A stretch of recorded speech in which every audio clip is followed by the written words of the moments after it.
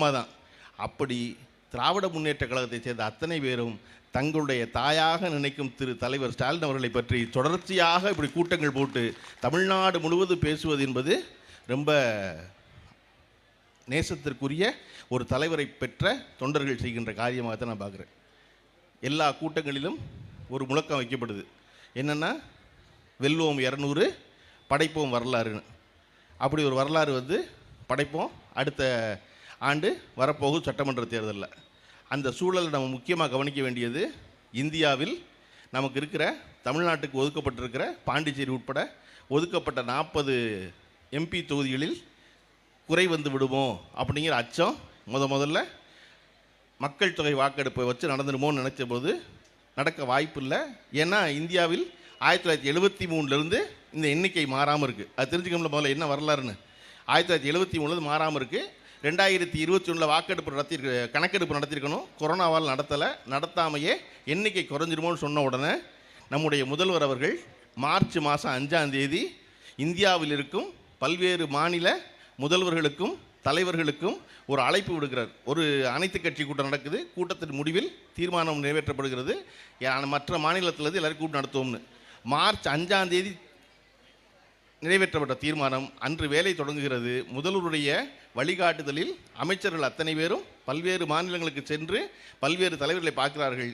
மிகச் சரியாக 15 நாளில் சென்னையில் இந்தியாவில் இருக்கும் 22 கட்சி தலைவர்கள் ஒன்று கூடி முதல்வர் தலைமையில் இந்த ஒன்றிய அரசுக்கு எதிராக ஒரு கூட்டம் நடத்துகிற சாதனை இருக்குல்ல. அண்ணன் சொன்னாங்க, மாசூரன் என்ன வெல்வோம் 200 படைப்போம் வரலாறுன்னு. எனக்கு தெரிஞ்சு பிஜேபிக்காரன் தலைவரை என்னவாக்குறது முடிவு பண்ணிட்டான், பிரைம் மினிஸ்டர் ஆகிறது முடிவு பண்ணிட்டான். நீங்கள் தான் சீஃப் மினிஸ்டர் ஆகிற வேலை பார்த்துக்கிட்டே இருக்கீங்க. ஒரு தலைவர் கிட்டத்தட்ட 15 நாளில் இந்தியாவில் இருக்கும் எல்லா தலைவர்களும் ஒன்று திரட்ட முடியும்னா இப்போ கவனம் பூரா தமிழ்நாட்டு பக்கம் திரும்பிடும். தலைவர் கலைஞருக்கும் நம்முடைய தலைவர் முதல்வர் ஸ்டாலினுக்கு ஒரு வேறுபாடு தான் இருந்துச்சு.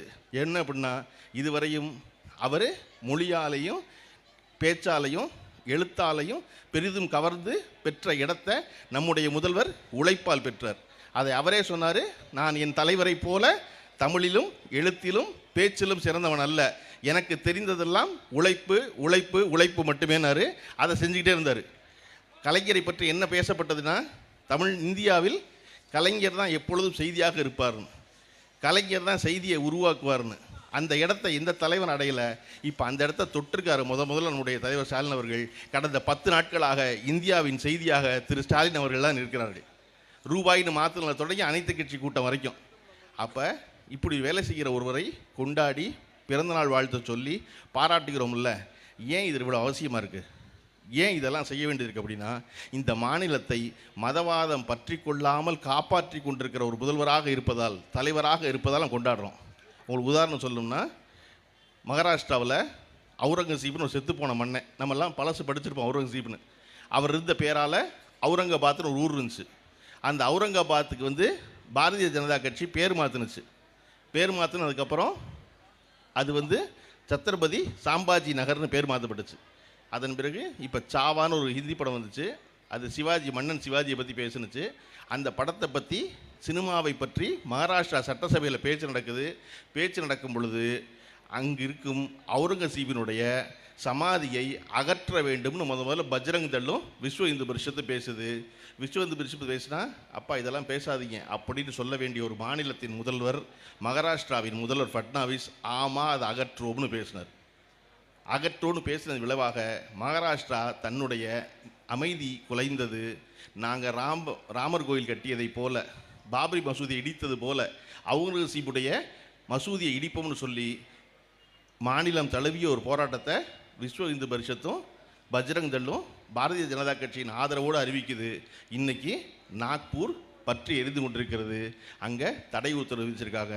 ஒரு மாநிலம், உங்களுக்கு எளிதாக புரியறதுக்கு சொல்கிறேன், எப்படி சென்னை, திருச்சி, திருநெல்வேலி இருக்கோ அப்படி மகாராஷ்டிராவில் மும்பை, நடுவில் அவுரங்காபாத், கடைசி ஓரத்தில் நாக்பூர், இப்படி குறுக்கு இழுத்தோம்னா 700 கிலோமீட்டர் வரும். 700 கிலோமீட்டர் மொத்தமும் மகாராஷ்டிரா பற்றி எரிவதற்கான வேலையை பஜ்ரங் செய்யுது. பிஜேபி அதை ஆதரிக்குது. அப்படி ஒரு சூழல் தமிழ்நாட்டில் மதுரையில் திருப்பரங்குன்றத்தில் ஏற்பட்ட பொழுது பொத்து நாப்பில் 1000 பேரை வச்சு ஊரை விட்டு வெளியேற்றி இந்த மாநிலத்தின் நிம்மதியாவது மக்கள் வாழ்வதற்கான வாய்ப்பை திரு ஸ்டாலின் அவர்கள் ஏற்படுத்தினார் இல்லையா? அதுதான் ரொம்ப முக்கியம். மலை மேலே மசூதி இருந்துச்சு, தர்கா இருந்துச்சு, மாத்துன்னு சொல்கிறதெல்லாம் டே அதெல்லாம் உன் வேலையை பாரு, அது ரொம்ப நாள் அங்கே இருக்குது, அது இருக்கும், நீ போ அப்படின்னு சொல்லி அனுப்புறது இருக்கு இல்லையா? அப்படி இங்கே எந்த மதவாத சக்திகளும் தலை தூக்காமல் இந்த தமிழ்நாட்டின் மக்கள் சகோதர எண்ணத்தோடு தொடர்ச்சியாக வாழ்வதற்கு தலைவர் ஸ்டாலின் அவர்கள் ஒரு காரியத்தை செய்கிறார் என்றால் தமிழ்நாட்டு மக்களும் அதற்கு அவ்வளவு உறுதுணையாக இருக்கிறார்களே ஏன் என்ற கேள்வி இருக்கிறது. தமிழ்நாட்டு மக்கள் சொல்லணும்ல, மற்ற மாநிலத்துக்கு எல்லாம் கேட்கறனால பிஜேபி என்ன சொன்னாலும் தமிழ்நாட்டில் ஏன் பிஜேபி சொன்னால் கேட்க மாட்டேங்கிறான், போப்பா எனக்கு தெரியுமான்னு சொல்கிறானே ஏன்? அப்படி ஏன்னா நம்ம இங்கே கடந்த 70 ஆண்டு காலமாக தொடர்ச்சியாக படிப்பு முக்கியம், படிப்பு முக்கியம், படிப்பு முக்கியம், எல்லாரையும் படிக்க வச்சிருக்கிறதுனால அவன் சொல்கிறான் போப்போம் வேலையை பார்த்து எங்களுக்கு தெரியும் நாங்கள் பார்த்துக்கிறோம் அப்படின்னு.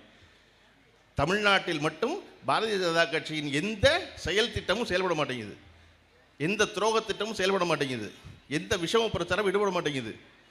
அண்ணன் மாசுபிரமணியன் அண்ணன் பல கூட்டம் நடத்தும்போது ஒரு கூட்டத்தில் ரங்கராஜ் பாண்டேவை கூப்பிட்டு கூட்டம் நடத்திட்டார். அவ்வளோ பேர் சோஷியல் மீடியாவில் அலறிட்டான். ரங்கராஜ் பாண்டேலாம் ஒரு ஆள் அண்ணன் கூப்பிடலாமா மாசுபிரமணியன்? எனக்கு அண்ணன் நான் சொல்கிறேன் கூப்பிட்டேன், சரி நம்ம கூப்பிடணும், அங்கே தான் நம்ம மேன்மையான ஆளாகிறோம். நம்ம என்ன ஆகிறோம், எங்கிட்ட எதிர்த்து பேசுகிற கருத்து இருக்குது, நீ வா நல்லா கடைவிரி சொல்லு என்ன சொன்னார் அவர் கடைசியில் மேடையில் அழுது புலம்பிட்டு போனார், நீங்கள் எல்லாம் நல்லா இருக்கீங்களே அப்படின்னு. வயிறு தவிர ஒன்றும் செய்ய முடியாது, நீ வேறு என்ன செய்வ, உங்கள்கிட்ட கருத்து இருக்கா? அது எங்கேருந்து வந்தது மாசுபிரமணியம் அவர்களுக்கு தெரியுமா? அது இப்போ இந்த படம் தான் அவ்வளோ இல்லை, அது பெரியார்கிட்ட வந்தது. பெரியார் எதிர்த்து பேசினா ஒருத்தனை வா மேடை போடுவார். பெரியார் போல எதிர்கருத்து பேசியவனை மேடையில் அமர வைத்து பேச வைத்த ஆளே உலகத்தில் கிடையாது. பெரியார் ஆதரித்து பேசுகிறவரோட எதிர்த்து பேசுகிறால மேடை கூப்பிடுவார். பேசி முடிச்சுட்டு அதுக்கு மாற்றாக நம்மக்கிட்ட என்ன கருத்து இருக்கோ அதை பேசுவார். அதை போல் ரங்கராஜ் பாண்டே மட்டும் இல்லைறேன், முடிஞ்சால் அண்ணாமலையும் ஒரு கூட்டத்துக்கு கூப்பிட்டுருங்க. இது ரங்கராஜ் பாண்டே சின்ன அண்ணாமலை, அண்ணாமலை பெரிய ரங்கராஜ் பாண்டே, அவ்வளோதானே. ஏன்னா பேசிட்டு வர அண்ணாமலைங்க அப்போ பேசுனா பேசட்டும், கேட்போம். என்ன பேசிடுவார் அவர்? மேடைக்கு சொல்லிடுவாரா நீங்கள் 3வது மொழி படிங்கன்னு? அது பதிலுக்கு மாசுபிரமணியன் பேசும்போது சொல்லுவார்ல கடைசியில், நாங்கே 3வது மொழி படிக்கிறோம் அப்படின்னு. உனக்கு தெரிஞ்ச 3வது மொழி சொல்லு நீ முதல்ல அப்படின்னு. இந்தியாவில் யாருமே படிக்க மாட்டாங்களா 3வது மொழி? நம்ம பிள்ளைய மட்டும் 3வது மொழி படிக்கணுமா? நான் எளிதாக புரிய சொல்கிறேன். பெண்கள் இவ்வளோ பேர் கூடியிருக்கீங்க. நம்ம படிப்பை ஆரம்பித்தது 100 வருஷத்துக்கு முன்னாடி. 100 வருஷத்துக்கு முன்னாடி கொண்டு போய் சின்ன பள்ளிக்கூடத்தில் விட்ட பொழுது நமக்கு படிப்பு 2 தான். என்ன பாடம்? ஒன்று தமிழ், கீழே மண்ணை கொட்டி ஆனா ஆவனான்னு எழுதுறது. 2வது நம்பர், எண். அதனால தான் எண்ணும் எழுத்தும் கண்ணன தகும்னா 2 தான் படித்தோம். புள்ள 5வது வரையும் 12 வயசு வரைக்கும் நம்பரும் லெட்டர் தான் படிச்சிச்சு, மொழியும் எண்ணும் தான் படிச்சிச்சு. இது 2 தான் படிச்சு. அதுக்கப்புறம் 12 வயசுக்கு அப்புறம் மெதுவாக வரலாறு சொல்லிக் கொடுத்தோம், அப்புறம் புவியியல் சொல்லிக் கொடுத்தோம், ஜாகிரஃபி சொல்லிக் கொடுத்தோம், அப்புறம் பௌதிகம் சொல்லிக் கொடுத்தோம், இயற்பியல் சொல்லி கொஞ்சம் கொஞ்சமாக படித்தோம் சப்ஜெக்டாக. இன்றைக்கி என்ன பண்ணுறோம்? 5வது படிக்கிற பிள்ளைக்கே ஃபிசிக்ஸ் சொல்லிக் கொடுக்குறோம், கெமிஸ்ட்ரி சொல்லிக் கொடுக்குறோம், பாட்னி சொல்லிக் கொடுக்குறோம், ஜுவாலஜி சொல்லிக் கொடுக்குறோம், ஹிஸ்ட்ரி சொல்லிக் கொடுக்குறோம், சிவிக்ஸ் சொல்லிக் கொடுக்குறோம். எல்லாமே 5வது படிக்கிற பிள்ளைக்கே இருக்குது. கரெக்டாக 5வது படிக்கிற பிள்ளைக்கு ஸ்பானிஷ் சொல்லிக் கொடுக்குறோமா, ஃப்ரெஞ்சு சொல்லிக் கொடுக்குறோமா, வங்காளம் சொல்லிக் கொடுக்குறோமா? ஏன்னா மொழி அறிவு இல்லை, பாடம் தான் அறிவு, பொருள் தான் அறிவு, சப்ஜெக்ட் தான் நாலேஜ், லாங்குவேஜ் நாலேஜ் கிடையாது. அதனால தான் இன்றைக்கி இந்த பட்ஜெட்டில் நம்ம ஆர்டிஃபிஷியல் இன்டெலிஜென்ஸ் சொல்லிக் கொடுக்க போகிறோங்கிறத பிரபாகர் ராஜா எம்எல்ஏ அவர்கள் பெருமையாக சொல்வதற்கான காரணம், நாங்கள் இன்னொரு பாடம் சொல்லிக் கொடுக்குறோம் பிள்ளைக்கு. அந்த புள்ள தெரிஞ்சிக்க வேண்டியது பாடத்தை தான், மொழி இல்லை. அந்த பாடத்தை நல்லா படித்தா பின்னாடி அவசியம் ஏற்படும் போது புள்ள மொழியை படிச்சுக்கும். இன்றைக்கி நம்ம வீட்டில் எல்லா பிள்ளைகளும் வெளிநாட்டுக்கு போயிருக்காங்களே, உலகம் பூரா வேறு வேறு இடத்துக்கு, அதெல்லாம் எப்படி பேசுகிறான்? அங்கே போனதுனால பேசுகிறான். ஒன்றுமே வேண்டாம். பீகார்லேருந்து இங்கே டேபிள் துடைக்க வந்தான்ல, அவங்ககிட்டலாம் நம்ம இந்தியா பேசுகிறோம், அவன் தானே தமிழ் பேசுகிறான். அவன் என்ன மும்மொழி கொள்கையில் அங்கே தமிழ் படிச்சுட்டு வந்தானா? தமிழ்நாட்டுக்கு போனால் நல்லா டேபிள் துடைக்கலாம், தமிழ் தெரிஞ்சான் துடைப்போம். நான் வந்தாவன் வழி இல்லை, பிழைக்க வந்தான், வந்த இடத்துல வேலை செஞ்சான், வேலை செஞ்ச இடத்துல அந்த மொழியை கற்றுக்கிட்டா தான் நம்மளை வச்சுருப்பாங்க தெரிஞ்சுக்கிட்டு அவன் இந்த மொழியை படித்தான். சரியா? அப்படி எவனுக்கு தேவையோ அப்போ அந்த மொழியை படிக்க போகிறோம். தேவையில்லாமல் நாங்கள் உங்கள் வீட்டு பிள்ளைகள் அரசு பள்ளியில் படிக்கிற பிள்ளை ஹிந்தி படிக்க வேண்டாமா, 3வது மொழி படிக்க வேண்டாமா அப்படின்னு கேட்டால் படிக்க வேண்டான்னு சொல்லுங்கள். படிக்கவே வேண்டாம். நம்ம வந்து பேரறிஞர் அண்ணா சொல்லி கொடுத்த நமக்கு இருமொழி கொள்கை இருக்கிறது. நமக்கு வந்து தமிழும் ஆங்கிலமும் இந்த மாநிலத்தில் மிக வளமையாக இருக்கிறது. அதனால எங்களுக்கு 3வது மொழி வேண்டாம். வேணுங்கிறால் யார் வேணாலும் படிச்சுக்கலாம். இங்கே இந்தி பிரச்சார சபை இருக்குது, ஃப்ரெஞ்சு கிளாஸ் இருக்குது, யார் வேணால் படிச்சுக்கலாம். பள்ளிக்கூடத்தில் ஒரு மொழியை சேர்ப்பது என்பது அந்த பிள்ளைக்கான சுமை. தேவையில்லாமல் ராத்திரி உட்காந்து வீட்டில் யார் சொல்லிக் கொடுப்பா அந்த பாடத்தை? எங்கே போய் படிக்க அந்த புட்டத்தை? அப்போ அது தேவையில்லை. இங்கே பொருள் தான் அறிவு, சப்ஜெக்ட் தான் அறிவு. ஆர்டிஃபிஷியல் இன்டெலிஜென்ஸ் போல், டேட்டா சயின்ஸ் போல் அதை சொல்லிக் கொடுக்கறது தான் வழி. அதை சொல்லிக் கொடுப்பதற்கு தமிழ்நாடு அரசு இன்று தொடங்கலை. இந்த பழக்கம் எங்கேருந்து ஆரம்பிச்சிச்சு அப்படின்னா நீதி கட்சியிலிருந்து தொடங்குகிறது. நான் வந்து இந்த திராவிட மாடல் அரசின் அனைத்து சாதனைகளையும் சொல்லி இந்த ராத்திரியை சிவராத்திரியாக்க விரும்பலை. நான் இந்த ராத்திரி 9 மணிக்கு முடிச்சு வீட்டுக்கு போகணுன்னா நம்ம ஒரு சாதனையை பேசினா போதும். அதில் முக்கியமானது எல்லாருக்குமான கல்விங்கிறது. அது எங்கே தொடங்குது அப்படின்னா நீதி கட்சி காலத்தில் பிராமணை மட்டுமே படிச்சுக்கிட்டு இருக்கும் பொழுது பிட்டி தியாகராயர் என்பவர் ஏன் மற்ற சாதிகளில் ஒடுக்கப்பட்ட சாதியில் படிக்க வர மாட்டேங்கிறாங்க அப்படின்னா அவன் பூரா பசியில் இருக்கான், அவன் பூரா வறுமையில் இருக்கான், அவன் பூரா வேலைக்கு போகிறான் என்பதை உணர்ந்த பிட்டி தியாகராயர் முதல்ல சென்னை மாகாணத்தில் 1920களில் மதிய உணவு வழங்கி பள்ளிக்கூடத்துக்கு பிள்ளைகளை வர வச்சார். உலகத்திலேயே முதலில் படிக்க வந்தால் சாப்பாடு ஓடுவோன்னு சொன்ன முதல் மாகாணம் சென்னை மாகாணம் தான். அதை செஞ்சவர் பிட்டி தியாகராயர் தான் செஞ்சார். எப்படி இன்றைய முதல்வர் நம்முடைய தலைவர் திரு முத்துவேல் கருணாநிதி ஸ்டாலின் அவர்கள் காலை உணவு வழங்கிய பொழுது உலகமே உற்று பார்த்ததோ அதை போல கிட்டத்தட்ட 100 ஆண்டுகளுக்கு முன்னால் நீதி கட்சியை சேர்ந்த பிட்டி தியாகராயர் மதிய உணவு வழங்கிய போது உலகமே உற்று பார்த்தது. என்னது, ஒரு மெட்ராஸ் ஸ்டேட்டில் மத்தியான சாப்பாடு போட்டு பள்ளிக்கூடம் நடத்துகிறாங்களா அப்படின்னு. அதுதான் பின்னாளில் பெரியாரால் ஊக்குவிக்கப்பட்டது. பெரியார் வந்து கல்வி என்பது ஒடுக்கப்பட்டவரை போல பெண்களுக்கும் மிக முக்கியம்னு பேசின ஒருத்தர் பெரியார். இன்றைக்கி பெரியாரை சீமானில் தொடங்கி ராஜாவிலிருந்து அண்ணாமலை வரை யாருக்கும் பிடிக்க மாட்டேங்குது. ஏன்? சாமி கும்பிடாதுன்னு சொன்னதுனாலயா? இல்லை, பொம்பளை பிள்ளைகளை படிக்க சொன்னதுனால, பொம்பளை பிள்ளைகளை சமமாக நடத்துன்னு சொன்னதுனால, பொம்பளை பிள்ளைகள் சொத்தில் பங்கு விடுன்னு சொன்னதுனால, இதையெல்லாம் சொன்ன கிழவன் பெரியார். அதனால வேண்டாம் பெரியார் அப்படின்ற பெரியார் தான் திருப்பி அதை வலியுறுத்துறாரு. பின்னாளில் அதையே அண்ணா வலியுறுத்துகிறார். பொய்ச்சிரிப்பும் புரட்டும் உலகம் நிலவும் உலகில் நம் வாழ்க்கை பாதை நேராக இருக்க வேண்டுமெனில் கல்வியை தவிர வேறு வழி இல்லை, கல்வியை தவிர வேறு கதி இல்லைங்கிறார் அண்ணா. அண்ணாவின் தொடர்ச்சியாக வந்த கலைஞர் அதை அழுத்தி பிடித்துக் கொள்கிறார். 1975 கலைஞர் மதுரை அமெரிக்கன் கல்லூரியில் தமிழ் மன்றத்துக்கு பேச்சாளராக போகிறார். அவருடைய துவக்க விழாவுக்கு முதலமைச்சர் கலைஞரோடு உடனிருப்பவர் அன்றைய மின்துறை அமைச்சர் ஓபி ராமன் அவர்கள். ஓபி ராமன் ஒரு பெரிய வழக்கறிஞர், அவருக்கு கூட போகிறாரு.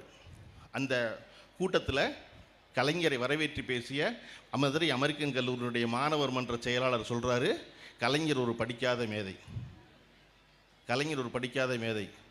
படிப்பு ஒருவர் வாழ்க்கையில் முன்னேறுவதற்கு ஒன்றும் அத்தனை கட்டாயமில்லை என்பதற்கு வாழும் உதாரணம்தான் கலைஞர்.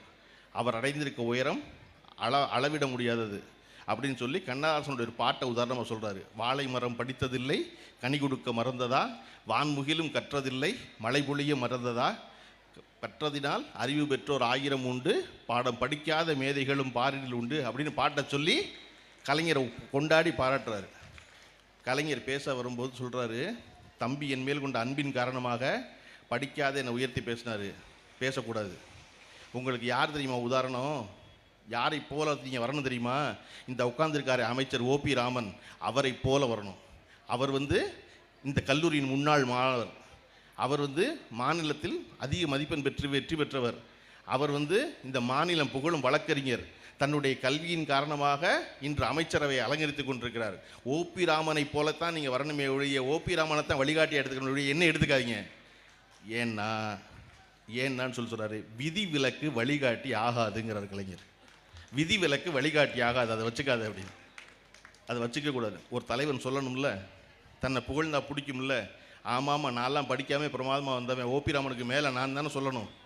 ஆனால் சொல்லாமல் நீ யாரை வச்சுக்கணும்னா யார் படித்திருக்கிறாரோ அவரை உதாரணமாக கொள், என்னை உதாரணமாக கொள்ளாதுன்னு சொன்ன தலைவர் இருக்கார் இல்லையா, அந்த தலைவரின் வழியாகத்தான் 1922 ஜூன் மாதம் 13ஆம் தேதி நம்ம திருவள்ளூர் மாவட்டத்தில் எண்ணும் எழுத்துங்கிற திட்டத்தை துவங்கி வச்ச நம்முடைய முதல்வர் ஸ்டாலின் அவர்கள் சொன்னார், வாழ்க்கையில் தரம் உயர்வதற்கு ஒரே வழி கல்வி மட்டும்தான். படிக்காத ஒருவர் சாதித்தார் என்று யாரையாவது காட்டினால் படித்ததனால் சாதித்த லட்சம் பேரை நம்மால் காட்ட முடியும். படிக்காமல் ஒருத்தர் சாதித்தார் என்று சொல்வது நம்மளை சூழ்ச்சி வலையில் சிக்க வைப்பது. இவனெல்லாம் படித்து விட்டானே என்ற எரிச்சலில் சொல்வது. அதனால் படியுங்கள் படியுங்கள் படியுங்கள்னாரு தலைவர் ஸ்டாலின் அவர்கள். ஸ்டாலின் அவர்கள் படியுங்கள் படியுங்கள் சொன்னது எங்கேருந்து வருது? நீதி கட்சியிலேருந்து வருது. 1920 வருது. 2024 2021 குளத்தூரில் சொல்கிறது. அப்போ கிட்டத்தட்ட 100 ஆண்டு காலமாக ஒரு மாநிலம் படிப்பதை பற்றியே கவலைப்பட்டு கொண்டே இருக்கிறது.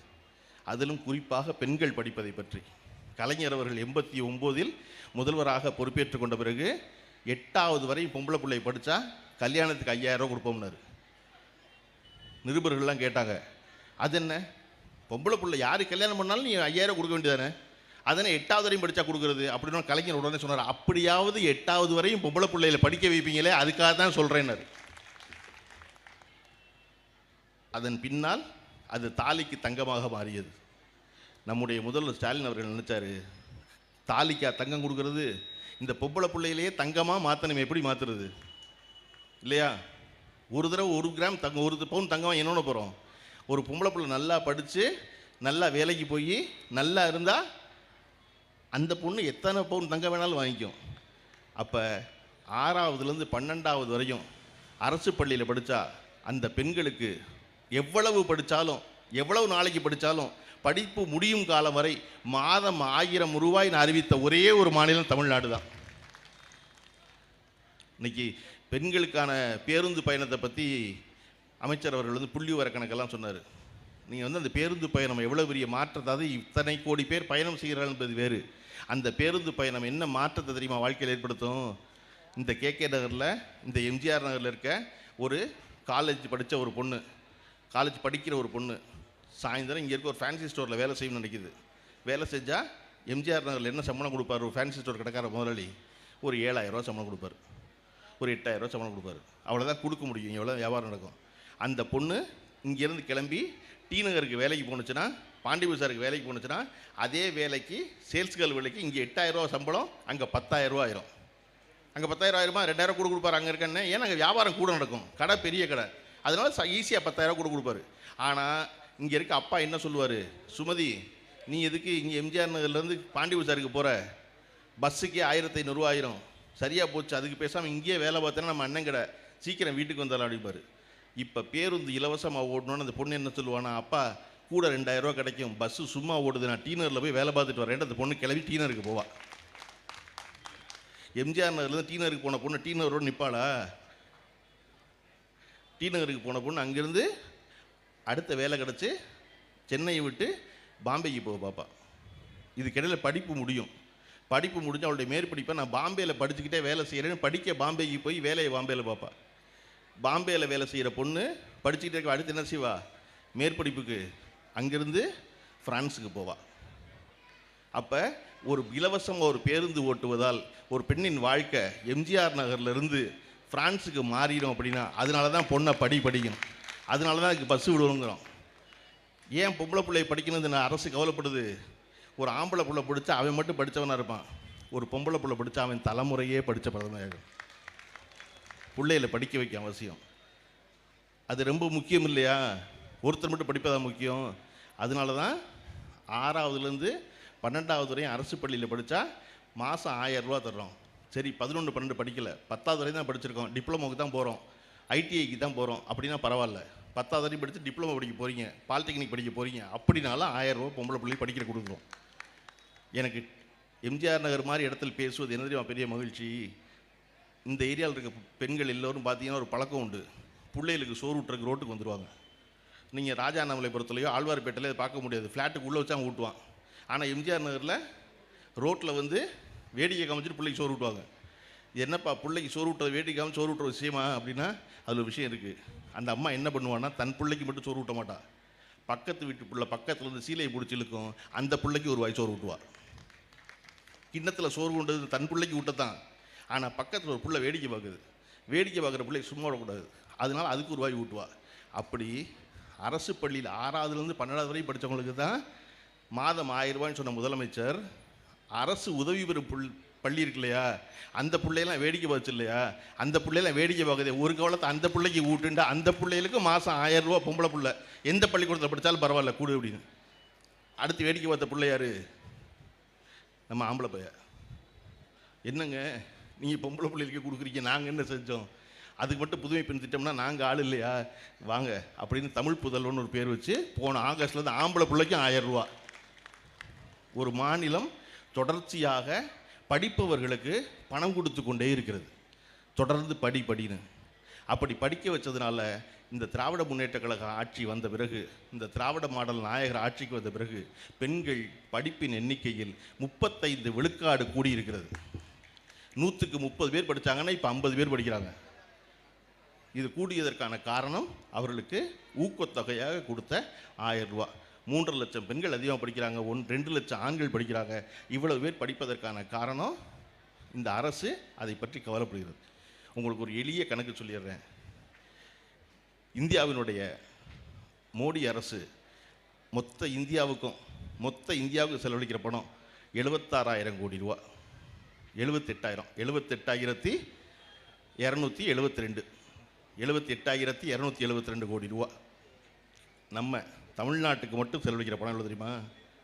48,000 கோடி ரூபா செலவழிக்கிறோம் நம்ம. ஒரே ஒரு மாநிலம் தமிழ்நாட்டுக்கு. மொத்த இந்தியாவுக்கு 76,000 கோடி ரூபா செலவழிக்கிறான். அதில் எவ்வளோ தருவான்? நமக்கு 2,000 கோடி ரூபா தருவான். நம்ம முதல்வர் என்ன சொல்கிறாரு? அந்த 2,000 கோடி ரூபா நீயே வச்சுக்க, எங்களுக்கு தேவை 46,000 கோடி ரூபா வேணும் என் பிள்ளைய படிக்கிறதுக்கு. இதுக்கு எதுக்கு நீ இந்த 2,000 கோடியை கொடுத்துட்டு அதுக்கு நீ எனக்கு 3வது மொழியை வேற ஒன்று படிக்கணுங்கிற? அதெல்லாம் படிக்க முடியாது, நீ இப்போ நான் வச்சுக்க மாட்டேன். நீ 10,000 கோடி ரூபா கொடுத்தாலும் எனக்கு வேண்டாம். இந்த மும்மொழி கொள்ளையை ஒத்துக்க மாட்டேன். நான் என் பொம்பளை பிள்ளைகள் படிக்க வைப்பேன், நான் என் ஆம்பளை பிள்ளைகள் படிக்க வைப்பேன். இந்த மாநிலத்தில் பெண்ணாய் பிறப்பதற்கு மாதவம் செய்திடல் வேண்டுமம்மான்னு மற்ற மாநிலத்து பெண்கள்லாம் பொறாமைப்படும் ஒரு ஆட்சியை நடத்தி கொண்டிருக்கும் முதல்வர் சொல்கிறாரு, எனக்கு நீ பணம் தர வேண்டாம், நான் பணத்தை வச்சுக்கிறேன் அப்படின்னு. அப்போ இந்தியாவை ஆளும் பாரதிய ஜனதா அரசு எதற்கு முக்கியத்துவம் கொடுக்கிறது, எதற்கு பணம் செலவழிக்கிறது? தமிழ்நாட்டில் ஆண்டு கொண்டிருக்கும் திராவிட மாடல் நாயகர் திரு முத்துவேல் கருணாநிதி ஸ்டாலின் எதற்கு பணம் ஒதுக்குகிறார், எது அவசியம் என்று நினைக்கிறார் என்பதை சிந்தித்து பார்த்தால் அண்ணன் மா சுப்பிரமணியம் அவர்கள் சொன்னது போல வெல்வோம் 200 படைப்போம் வரலாறு என்பது மட்டுமல்ல, இந்தியாவிற்கே வழிகாட்டியாக நம்முடைய முதல்வர் தலைவர் ஸ்டாலின் அவர்கள் வரப்போகும் நாள் வெகு தூரத்தில் இல்லை. இந்த பிறந்தநாள் மட்டுமல்லாது தொடர்ந்து வரும் பிறந்தநாள்களில் தொடர்ச்சியாக அவரை வாழ்த்துவோம், வாழ்த்துவதில் மகிழ்வோம். வணங்கி மகிழ்கிறேன். நன்றி, வணக்கம்.